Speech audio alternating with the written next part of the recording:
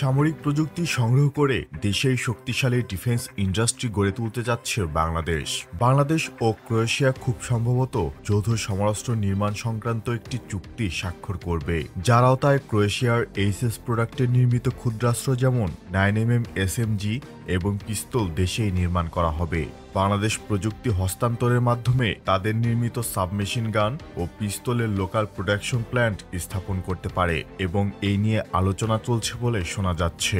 বাংলাদেশ সেনাবাহিনী প্রধান সম্প্রতি ক্রোয়েশিয়া সফর করেন, যেখানে ক্রোয়েশিয়ার এইচএস প্রোডাক্টের তৈরি কুনা 9mm SMG পরীক্ষা করে দেখেছেন।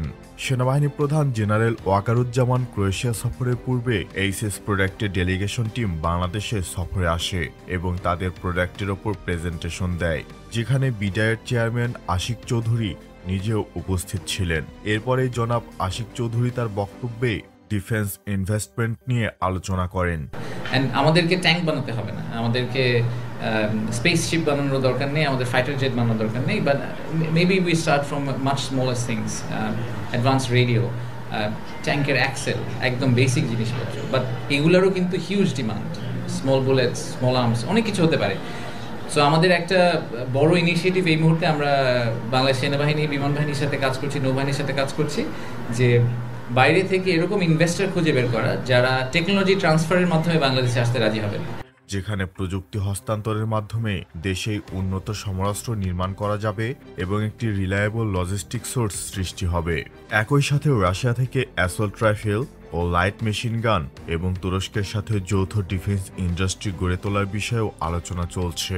আর সবচেয়ে খুশির খবর হলো, তুরস্ক থেকে সামরিক প্রযুক্তি হস্তান্তর বিষয়ে আলোচনা চালাচ্ছে বাংলাদেশ। গত রবিবার তুরস্কের প্রতিরক্ষা মন্ত্রী ইয়াসার গুলারের সঙ্গে সাক্ষাৎ করেছেন বাংলাদেশের অন্তর্বর্তী সরকারের তথ্য ও সম্প্রচার উপদেষ্টা মোহাম্মদ মাহফুজ আলম। সাক্ষাতে উপদেষ্টা মাহফুজ আলম দ্বিপক্ষীয় স্বার্থ সংশ্লিষ্ট বিষয়, বিশেষ করে প্রতিরক্ষা সহযোগিতা ও প্রতিরক্ষা সরঞ্জাম উৎপাদন নিয়ে আলোচনা করেন। উল্লেখ্য, তুরস্কের রেপকনের সাথে 155mm কামানের গোলা উৎপাদন সংক্রান্ত একটি চুক্তি আগেই স্বাক্ষরিত হয়েছে। নতুন করে প্রযুক্তি হস্তান্তরের বদলে বাংলাদেশ যদি বাইকারের সাথে জয়েন্ট ভেঞ্চারের ড্রোন নির্মাণ ও বাজারজাত করার প্রকল্প হাতে নেয়, সেটি আমাদের জন্য লাভজনক হবে। একই সাথে রকেটসানের সাথে বিভিন্ন গোলাবারুদ নির্মাণ ও প্রযুক্তি হস্তান্তর নিয়েও আলোচনা এবং চুক্তি স্বাক্ষর করা যেতে পারে। সেনাপ্রধান জেনারেল ওয়াকারুজ্জামানের রাশিয়া সফরের মূল উদ্দেশ্য সেনাবাহিনীর জন্য উচ্চমানের অ্যাসল্ট রাইফেল ও ক্ষুদ্রাস্ত্র ক্রয় করা।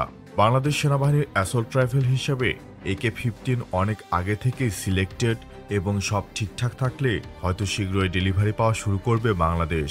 এদিকে ডিফেন্স সিকিউরিটি এশিয়া বলছে, তুরস্কের নির্মিত TB3 ড্রোন ক্রয়ের বিষয়ে এগোচ্ছে বাংলাদেশ নৌবাহিনী। 2024-এর শেষ দিকে বাংলাদেশ নৌবাহিনীর জন্য 2 সিস্টেম অর্থাৎ 6টি ড্রোন গ্রাউন্ড স্টেশন সহ কেনার টেন্ডার আহ্বান করা হয়। উক্ত এই টেন্ডারের আওতায় তুরস্কের এই TB3 কিনতে পারে বাংলাদেশ নৌবাহিনী, তবে এখনও বাংলাদেশ নৌবাহিনীর পক্ষ থেকে কোনো বিবৃতি দেওয়া হয়নি।